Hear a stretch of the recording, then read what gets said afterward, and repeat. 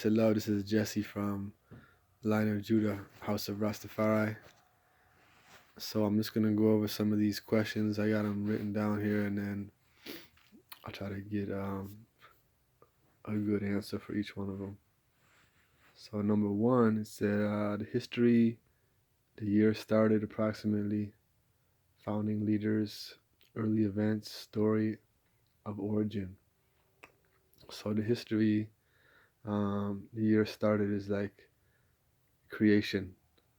Rastafari is about creation and the beginnings of life and civilization and how life came to be on Earth. So these things go back to the creation stories, and biblically, we have the story of Adam and Eve, which is a symbolic story as well, and we have other creation stories from around the Earth that are very comparative to the Adam and Eve story. So you look at all those and you look into the matter and you see somewhere over in East Africa, the Nile Valley area, is where life started at, and that's where we have, according to science and religion and what we know, is that's where life and the origin of culture started at. So some of the founders were those early people, and others along the way, some of the same similar prophets and leaders and kings from the Bible, from the Old and New Testament, all those same ones, and then particularly concentrating on King David's offspring that was blessed as the rulers, inheritors to rule in a righteous kingdom over the children of Israel, the tribes of Israel. So the tribe of Judah, that heritage, that DNA, tribal heritage was preserved in the lineage in Ethiopia. Solomon had a Queen of Sheba as his first woman, and they made their first son, which was Menelik the first, and that was the son of the Queen of Sheba, and her name is also Makeda or Makeda in Ethiopian language, and Bilquis in Arabic. So they had a child, and he inherited what David gave to Solomon, and it was inherited by him. And he grew up in Ethiopia with his mother. And there's a book called the Kebra Nagast, Glory of the Kings, which is a part of the Ethiopian church canon official books that tells that whole story of the Queen of Sheba and her firstborn son was Solomon, and how they inherited rulership over Zion, the children of Israel, the throne of Judah. So they also were the first nation to be Christians, and likewise they were the first nation to accept Muhammad as a prophet and the Quran.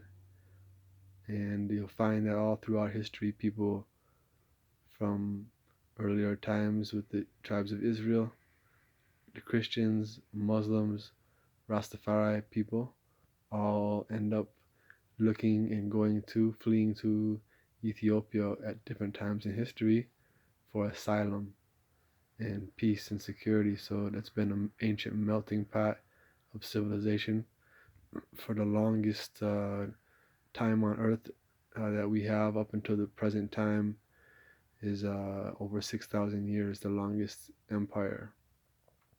So that's part of the origin. And then in the early 1900s is when you find different leaders coming about representing like the struggle from colonialism and from against slavery to get free. And you find a lot of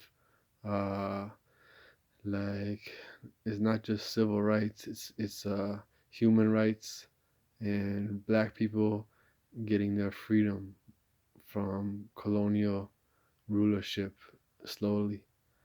So that was the early part of the 1900s, and a lot of leaders were prophesizing, coming up at that time, speaking about black empowerment. And one of those leaders was Leonard Howell, Leonard Percival Howell. So he was from Jamaica, and another one was Marcus Garvey, and then they had many many other ones that were not just in Jamaica, but also Rastafari himself, Haile Selassie the first, is from Ethiopia, from East Africa. So Jamaica is important because Jamaica was those people in the West that was taken in slavery, and they remembered their link to Africa and the Bible, and they were the first ones to create a light, a small light to the world to see, and they were given a blessing to be uh, bearers of that witness of Rastafari, and musically they contributed a lot, and Bob Marley made his contributions on the world stage. But this thing goes back to Ethiopia and Africa. It's not just a Jamaica thing. So the tradition comes from Ethiopia. It's pure Christianity. It's pure Judaism, Messianic Judaism. It's real Islam. That's what this is. It's the root of that. All these things are Ethiopia. This is the root of culture, the Nile Valley civilization. So the things that are connecting in Egypt with hieroglyphs, and India with Sanskrit and other different writing systems, these things connect with Ethiopia's writing system. They have a Shemitic glyph system as well. There's an ancient Ge'ez, Geez. It's a form of Amharic. It's a Kushite, Shemitic, Afro-Shemitic language. So it's connected to Arabic, Hebrew, Aramaic, the Shemitic languages. So the second part, number 2, area region where it started, I think I just went over that. Approximately how many adherents. And worldwide, it's in the millions, more than tens of millions, even approaching hundreds of millions. A lot of people relate to Rastafari, and they feel it, and it's something good to them, and they just don't have knowledge about what it is, so they don't have the idea to claim it for their own, or to know more about it enough to feel confident. But they're wearing the colors, and they're doing a lot of the same uh, cultural practice in a lot of ways. And then some people become more serious as they see how it relates to their own roots and their own religion, and they start to see that this is for them, and they claim it. So it's something that many are called, but few are chosen, and it's for you to it's for you to know yourself, and to just move forward in a good way. And so the basic tenets and the basic beliefs, number 4. A lot of it all comes from uh, just natural living. So the beliefs and tenets has to do with some of the concepts, like I and I. It's instead of you and me or we, it's like some different words are changed to make a better words, to remove things from our language, like instead of understand, you overstand, because if you're under it, you haven't conquered it. But if you overstand it, then you've conquered it. And there's other things like it's not just and it's not just a cool language the way Jamaicans, twist their accent.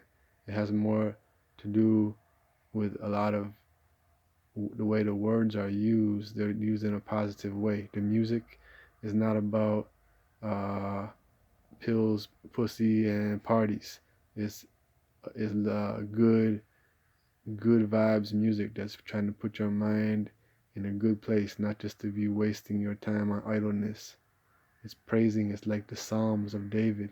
It's like praising David, praising the son of David, and the blessing that was given to David. David's praises. It's like the keys of David. It's in the Bible. It says that the children will come with musical instruments and play a new song, and there'll be a new name that will be given to Christ. He'll have a new name. So the new name we know on our foreheads that we call Jah Rastafari, the ever living, the self creating, by all his beautiful names. He has so many great names. And so the next thing is I guess beliefs, that gets into some of the beliefs, and we see Rastafari, Haile Selassie the First, the king. He's the King of Kings, the King of Zion, the King of Judah, the Son of David, conquering Lion of Judah. He has many names and titles according to the scripture, messianic titles. That it's not just Rastafari people saying these things.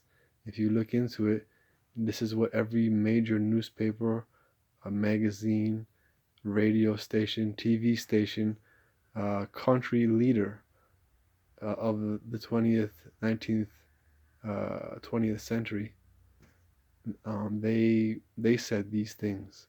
And the Rastafari people are the ones that took note, preserved the articles and the archives of them, and held strong to the faith that we know that in Christ was said to come 2,000 years later. And so 2,000 years, even 2 days, on the third day, it said that the resurrection. So the Bible says that 1,000 years, with man is like a day with God. So we know 2 days have passed, and on the third day, we're looking for somebody that's called the King of Kings, the conquering Lion of the tribe of Judah, the descendant of King David, sitting on the throne, and has the nations gathered around him, speaking to them in the name of righteousness and Christ. And he's holding all the titles and ranks in the history and the culture and the language and all these different titles on his vest and in his history, in his bloodline. So, and the newspaper said so, and the countries and the children of the world, and the different politicians and the different leaders and the different writers and authors of their times, the people that were contemporaries, they all said so, that this man was the Lion of Judah, the descendant of David, the King of Kings, descendant of Solomon and Sheba, uh, elect of God, Prince of Peace, light of the world, power of the Trinity. I can go on and on. The world's most decorated soldier. There's so many different things. Time Magazine, National Geographic, all these different things. They printed these things and put out pictures. He was the world's most photographed man. That's one of the titles. So there's more photographs and archives of Haile Selassie than any other man in history. And you don't know. You're not taught that in school because it's something that has been concealed because it's Africa's connection to the Bible. So, but we keep going forward in what we know to be true, and just recognize it's not just people making things up. It's like something happened, and people have to bear witness. In 1931, a man was crowned King of Kings, conquering the Lion of the tribe of Judah, descendant of King David, and King of Zion, King of Israel, King of Judah, King of Ethiopia, so many different titles. and the world came and bare witness, and nations gathered and came over and threw their crowns down and brought gifts, and they all took witness, and they bear witness for all many decades after that. So it happened. So it can never change and undo that. It happened. And some of the comparisons to Christianity is like, this is, like I said, this is true Christianity. This is the mystic Christianity of the Nazarenes. Not, Book of Numbers chapter 6, those mystics that became closer to God, and they stopped cutting their hair, and they started staying away from flesh and things like that, eating vegetables and staying away from dead things. And so it's just a continuation of Ethiopian history, what you'll find. The monks and the priests. Ethiopia is called nation of priests. They have more priests than any place per capita in the world. Nation of the priests. And so it's a very holy place for all different people throughout time, and all different religions recognize it as such. The oldest mosques are in Ethiopia, and so the oldest churches are in Ethiopia. The Ark of the Covenant, which is the most, biblically the most precious artifact, is in Ethiopia, and the bloodline is in Ethiopia. The throne, all these different things. The oldest Bible books, the only book of Enoch that's preserved fully, and the oldest one is Ethiopia. And they have more books than anybody else in the Bible, and it is part of their official church collection. So some of those sacred writings that I mentioned, a couple. There's another one called the Fetha Nagast. That's the Law of the Kings, and that's like a book that they used to rule their country for many years, that brings the biblical laws, Old and New Testament, into use, and simplifies them in terms of helping you run a country with them. And what else? Some other sayings like the Book of Enoch, and also all the sayings and words and utterances of Haile Selassie, selected speeches, important utterances. These are some of the books. In My Life in the Progress of Ethiopia, volumes 1 and 2. These are some of the books. That there's many words and collection of words and advice and wisdom that Haile Selassie spoke and was recorded into books and into history. So we have all of those things, or many of them. And the concept of God is oneness. It's a concept in Ethiopia called Tawhido. Tawhido is oneness, and in Arabic it's Ahad. So Muslims say Ahad. So the Tawhid, Ahad, that word means one. The root word is Ahad. Ahad. So it means oneness. So it's I and I is a way of looking at that. We're all part of the same creation of God's, continuing creativeness, ever-living self-consciousness, creativeness. We're all part of that. It's conscious energy, and so we all have our own role to play within that. Yep. And so that's how we see that's how we see the concept of God, is we collectively together, everything within nature, creation, physical, spiritual, mental, all that exists, good and evil, all those things is God. And it's only the mechanism on how it interacts and interplays with man, humans on earth, and spirits, that you have a different way to understand God, by like a three-dimensional reality, like a mind, spirit, and body. Or there's many other 3D concepts: Father, Son, Spirit.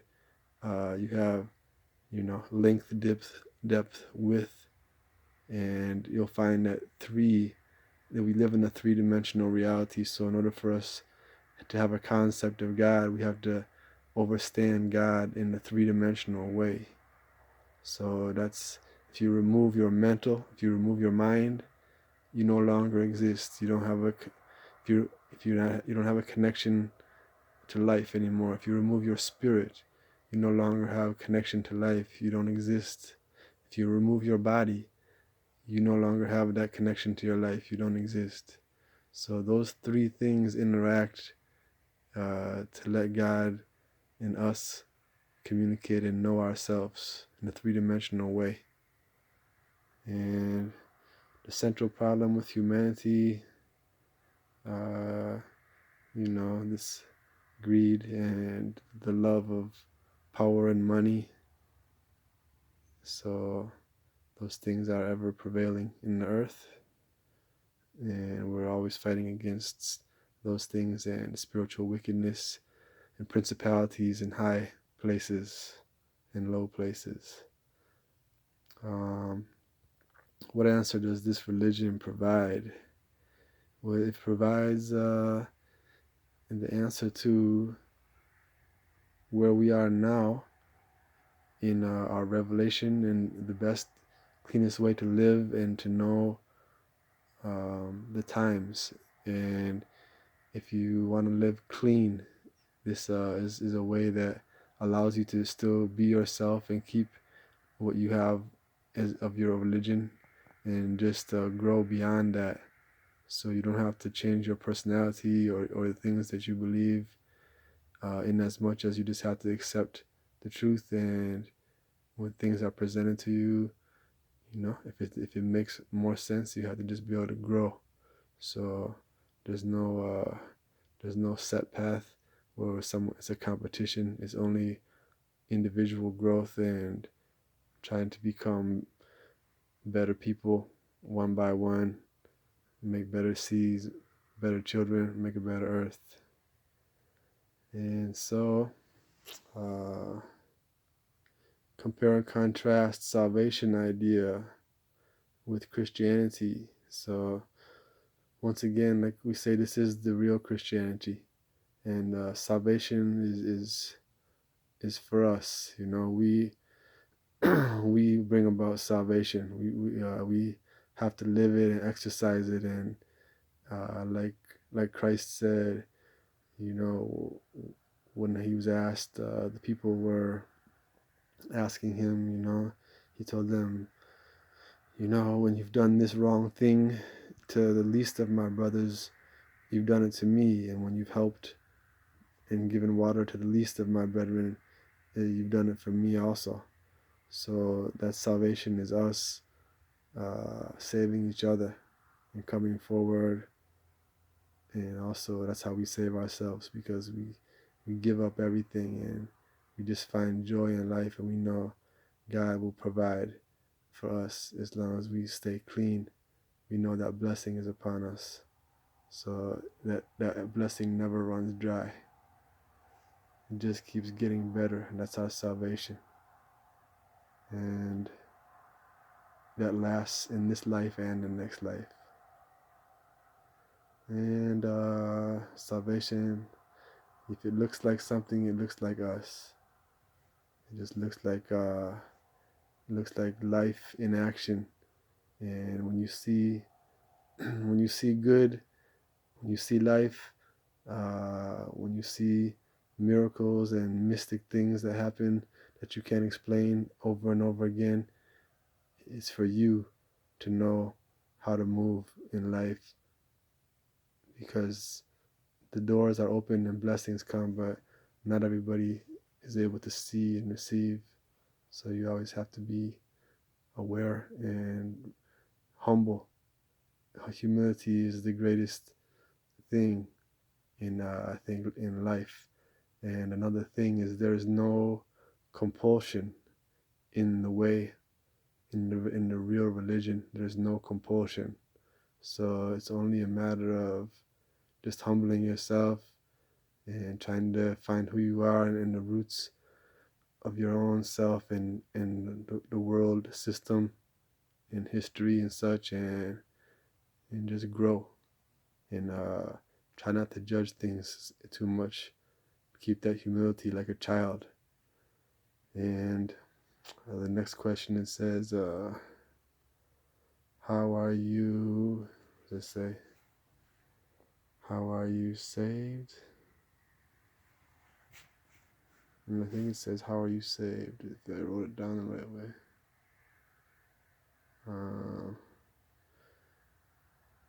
I think saved is just, you have to lift those mental bondage. It's like there's a saying Bob Marley said, none but ourselves can free our mind.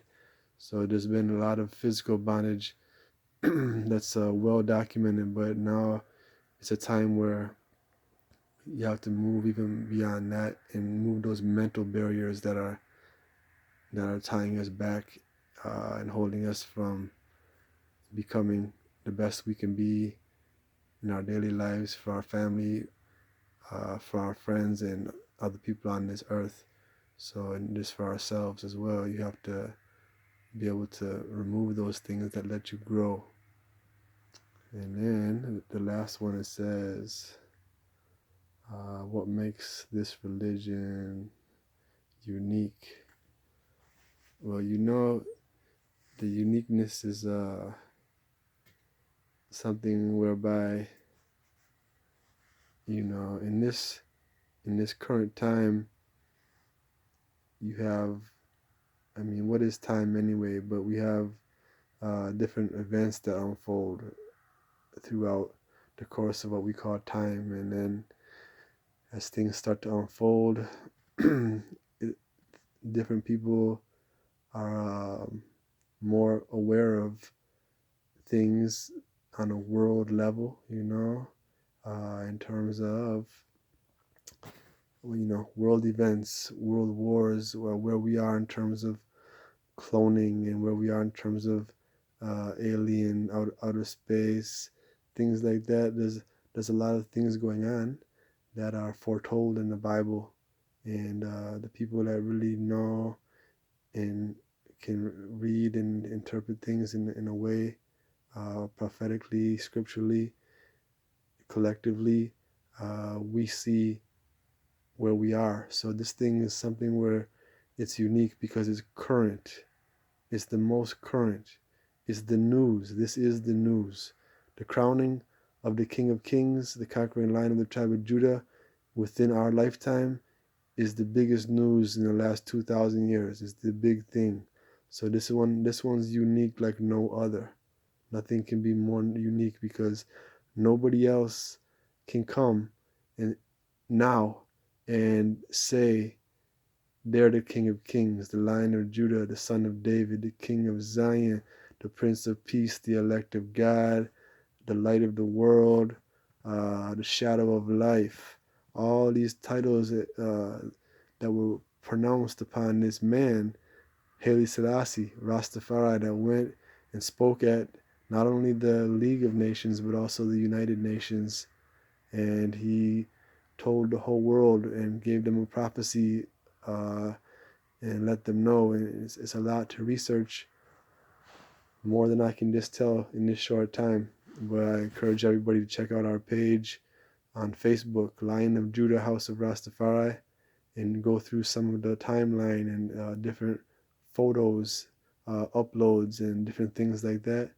And you'll see a lot of the history that's been preserved, recorded, and we've put things on there for everybody to check out.